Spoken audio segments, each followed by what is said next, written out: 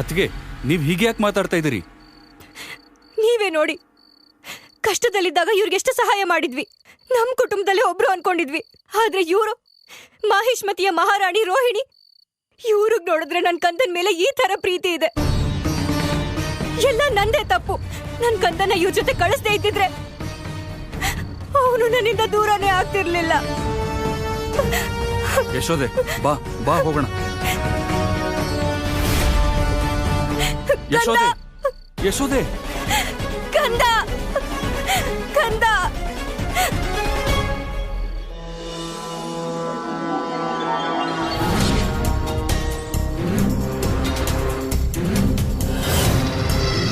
ಯಶೋದೆ, ಆ ಕೃಷ್ಣನಿಗೆ ನೀನು ಅಮ್ಮ ಆಗಿರಬಹುದು, ಆದ್ರೆ ಅವನ ಮೃತ್ಯು ಈ ಪೂತನಿಯಿಂದಾನೆ. ರೋಹಿಣಿ ಅಮ್ಮ, ತಗೊಳ್ಳಿ, ಈ ಬಳ್ಳಿ ಇಟ್ಕೊಳ್ಳಿ.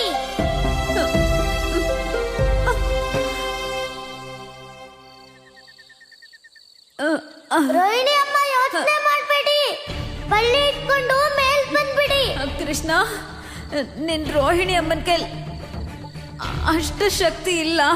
ಈ ಬಳ್ಳಿನ ಹಿಡ್ಕೊಂಡು ಅಷ್ಟು ಮೇಲ್ ಬರೋದು ಕಷ್ಟ. ಚಿಂತೆ ಇಲ್ಲ ರೋಹಿಣಿ ಅಮ್ಮ, ನಾನ್ ತುಂಬಾ ಬೆಣ್ಣೆ ತಿಂತೀನಲ್ಲ, ನೀವು ಬಳ್ಳಿ ಇಟ್ಕೊಳ್ಳಿ ಸಾಕು, ನಾನೇ ಮೇಲೆತ್ತೀನಿ. ಇಲ್ಲ ಕೃಷ್ಣ, ನನ್ನ ಜೀವ ಕಾಪಾಡ್ಕೊಳ್ಳೋಕೆ ಅಂತ ನಾನು ನಿನ್ ಜೀವಕ್ಕೆ ಮುಳ್ಳಾಗೋಕೆ ಸಾಧ್ಯ ಇಲ್ಲ. ಅಷ್ಟೊಂದು ಸ್ವಾರ್ಥಿ ಅಲ್ಲ ನಿನ್ ರೋಹಿಣಿ ಅಮ್ಮ. ನೀನ್ ಹೋಗು ಕೃಷ್ಣ, ಮನೆಗೆ ಹೋಗು. ದುರ್ಬಲಳಾಗಿದ್ದಾಳೆ. ಆಕೆ ಈ ಸ್ಥಿತಿಯಲ್ಲಿ ಲತೆಗಳನ್ನು ಹಿಡಿದು ಬಾವಿಯಿಂದ ಹೊರಗಡೆ ಹೇಗೆ ಬರುತ್ತಾಳೆ ಪ್ರಭು? ದೇವರ್ಷಿ, ಒಂದು ವೇಳೆ ದೇವಿ ರೋಹಿಣಿ ಬಳ್ಳಿಗಳ ಸಹಾಯ ಪಡೆದರೆ ಆಕೆ ಬಾವಿಯಿಂದ ಪಾರಾಗಬಹುದು, ಇಲ್ಲವೇ ಮತ್ತೊಮ್ಮೆ ಆಕೆ ಸೋಲಬಹುದು. ಆದರೆ ಆಕೆ ಬಳ್ಳಿಗಳನ್ನು ಹಿಡಿಯದೆ ಹೋದರೆ ಆಕೆ ನಿಶ್ಚಿತವಾಗಿ ಬಾವಿಯಿಂದ ಹೊರಬರಲು ಸಾಧ್ಯವಿಲ್ಲ. ಪ್ರಭು, ತಮ್ಮ ಮಾತಿನ ಅರ್ಥವೇನು?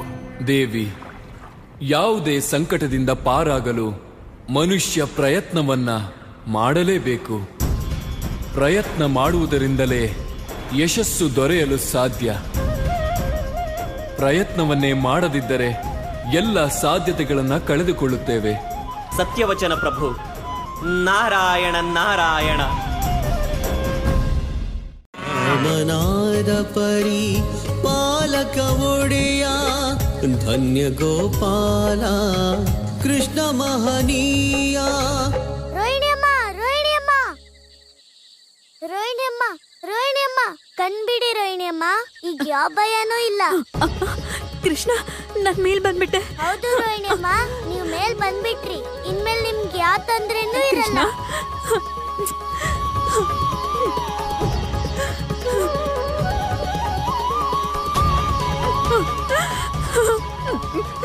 ನೀವು ಇಲ್ಲಿದ್ದೀರಾ ಅಂದ್ಮೇಲೆ ಮನೇಲೊಬ್ರು ರೋಹಿಣಿ ಅಮ್ಮ ಇದಾರಲ್ಲ, ಅವ್ರು ಯಾರು? ಮನೇಲಿ ರೋಹಿಣಿನ?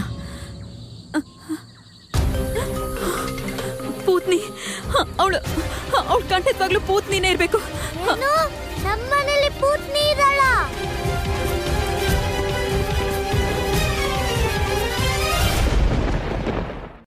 ಆದರೆ ಅದೇ ಸತ್ಯವನ್ನು ಬಿಚ್ಚಿಡಲು ಅದಕ್ಕಿಂತ ಹೆಚ್ಚು ಧೈರ್ಯ ಬೇಕು.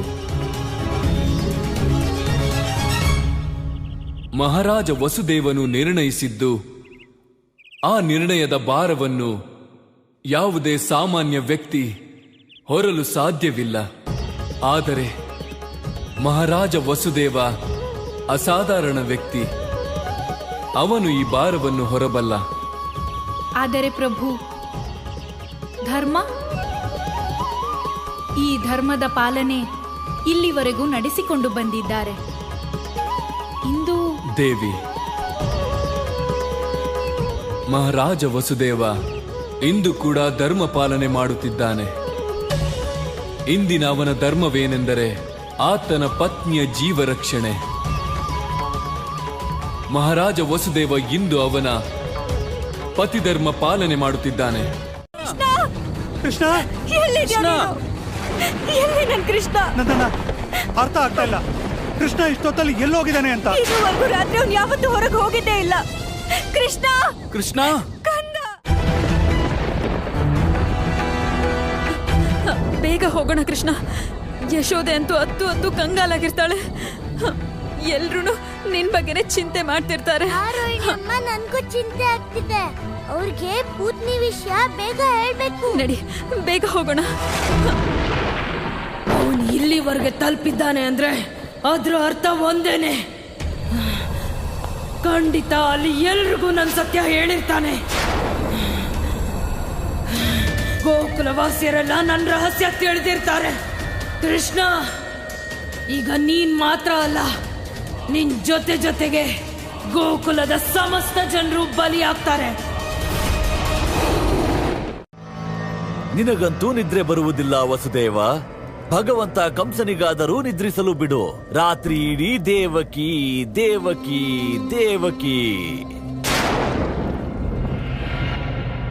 ಜಪಿಸಬೇಕೆನಿಸಿದರೆ ಭಗವಂತ ಕಂಸನ ಜಪ ಮಾಡು. ಓಂ ಕಂಸಾಯ ನಮಃ. ಜೀವನದ ಎಲ್ಲ ಕಷ್ಟಗಳು ದೂರವಾಗುತ್ತವೆ, ನಿದ್ರೆಯು ಕಣ್ತುಂಬಿ ಬರುತ್ತದೆ. ಉಚ್ಚಾರಣೆ ಶುದ್ಧವಾಗಿರಲಿ, ಇಲ್ಲದಿದ್ದಲ್ಲಿ ಶಾಪ ತಟ್ಟುತ್ತದೆ. ಕಂಸ, ಇಂದು ನಾನು ಸಂದೇಶ ತಂದಿದ್ದೇನೆ. ನೀನು ಸತ್ಯಕ್ಕೆ ಬೆನ್ನು ಹಾಕಿ ನಡೆಯುತ್ತಿರುವೆ. ಬೆನ್ನು ಹಾಕಿ ನಡೆಯಬೇಡ. ಇಷ್ಟು ವರ್ಷಗಳಿಂದ ಮುಚ್ಚಿಟ್ಟಿರುವ ಸತ್ಯ. ಹಾ ಕಂಸ, ಇಂದು ನಾನು ನನ್ನ ಅಷ್ಟಮ ಸಂತಾನಗಳ ಸತ್ಯ ಹೇಳಲು ಬಂದಿದ್ದೇನೆ.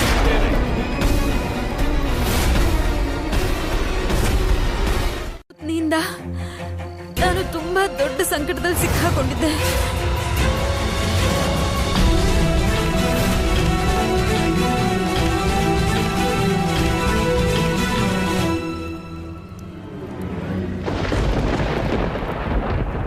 ನನಗೆ ಗೊತ್ತಿತ್ತು ಭಾವ, ನೀವು ನನ್ನ ಸಹೋದರಿ ದೇವಕಿಯನ್ನು ಎಷ್ಟು ಪ್ರೀತಿಸುವಿರೋ ಅಷ್ಟೇ ಪ್ರೀತಿ ಅವಳ ಹಿರಿಯ ಸೋದರನಾದ ಈ ಕಂಸನ ಮೇಲೂ ಇದೆ.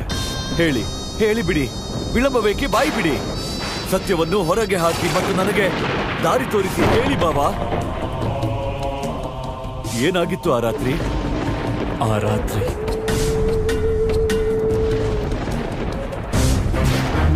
ಅಷ್ಟಮಿಯ ರಾತ್ರಿ. ದೇವಕಿಗೆ ಜನಿಸಿದ್ದು ಪುತ್ರಿಯಲ್ಲ, ಒಬ್ಬ ಪುತ್ರ ಜನ್ಮ ತಾಳಿದ್ದ. ಜನಿಸಿತು. ದೇವಕಿಗೆ 8ನೆಯ ಮಗು ಜನಿಸಿತು.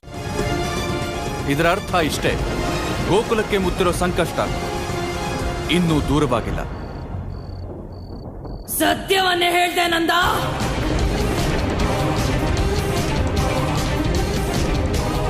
ಕಷ್ಟ ನಿನ್ನ ಎದುರುಗಡೆನೆ ನಿಂತಿದೆ.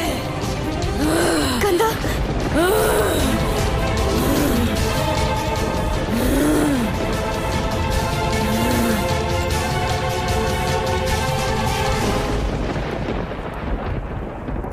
ಮೌನವಾದಿರೇಕೆ ಭಾವ? ಈ ನಿಮ್ಮ ಕಂಸನನ್ನು ಇನ್ನೂ ಸತಾಯಿಸಬೇಡಿ, ಬಾಯಿ ತೆರೆದು ಹೇಳಿ. ಆ ರಾತ್ರಿ ಅಶರೀರವಾಣಿಯ ನಂತರ ಏನಾಯಿತು? ಆ ರಾತ್ರಿ ಆಕಾಶವಾಣಿಯ ಜೊತೆಗೆ ನನ್ನ ಸಂಕೋಲೆಗಳು ಕಳಚಿ ಸುಮ್ಮನೆ ಬಿಟ್ಟು ತಪ್ಪು ಮಾಡಿದೆ.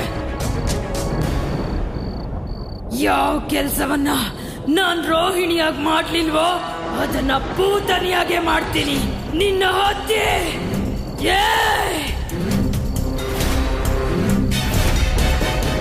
ಗೋಕುಲವಾಸಿಗಳ ಪ್ರಾಣ ನಿನ್ನ ಹತ್ರ ಇದೆ ಅಲ್ವಾ?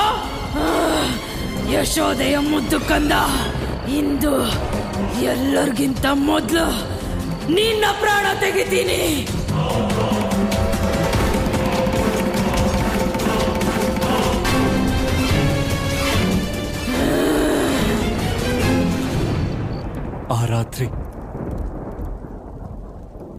ಆ ರಾತ್ರಿಯೇ ನನಗೆ ತಿಳಿದು ಹೋಯಿತು ವಿಧಿ ಎಲ್ಲರಿಗಿಂತ ದೊಡ್ಡದು. ನಿನ್ನ ಸಂಕೋಲೆ, ನಿನ್ನ ಕಾರಾಗೃಹ, ನಿನ್ನ ಸೈನಿಕರು, ರಕ್ಷಕರು, ವಿಧಿಯಾಟದ ಮುಂದೆ ಎಲ್ಲವೂ ವಿಫಲವಾಯಿತು.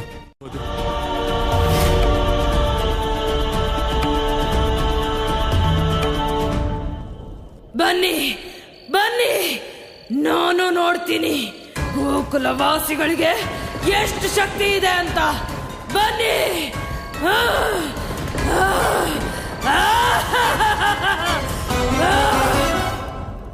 ಉಕ್ಕಿ ಹರಿಯುವ ಯಮುನೆಯನ್ನು ದಾಟಿ ನೀನು ಬ್ರಜಭೂಮಿಯ ಯಾವ ಊರಿಗೆ ತಲುಪಿದೆ? ಯಾರ ಮನೆಗೆ?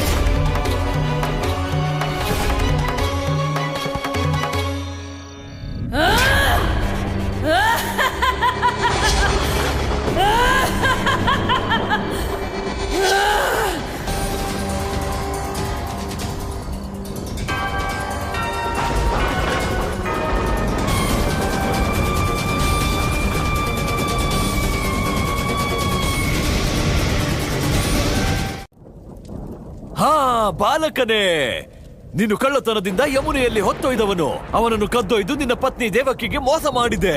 ಅವನೇ ವಸುದೇವ. ಯಮುನೆಯನ್ನು ದಾಟಿ ಮುಂದೆ ಹೋದ ಮೇಲೆ ಏನಾಗಿತ್ತು ಹೇಳು ವಸುದೇವ. ಮರೆಯಬೇಡ, ಒಂದು ತಕ್ಕಡಿಯಲ್ಲಿ ಸತ್ಯವಿದೆ, ಇನ್ನೊಂದು ತಕ್ಕಡಿಯಲ್ಲಿದೆ ದೇವಕಿಯ ಜೀವನ.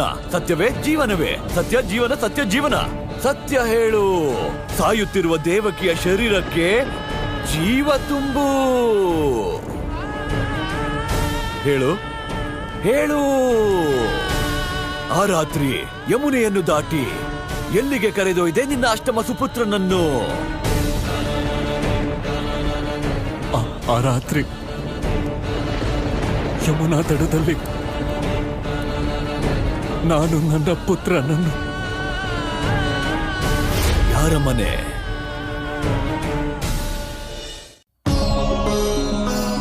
ಪೂತನಿಯಿಂದಾಗಿ ನಂದ ಪುತ್ರನಿಗೆ ಅಪಾಯವಾಗುತ್ತದೆ.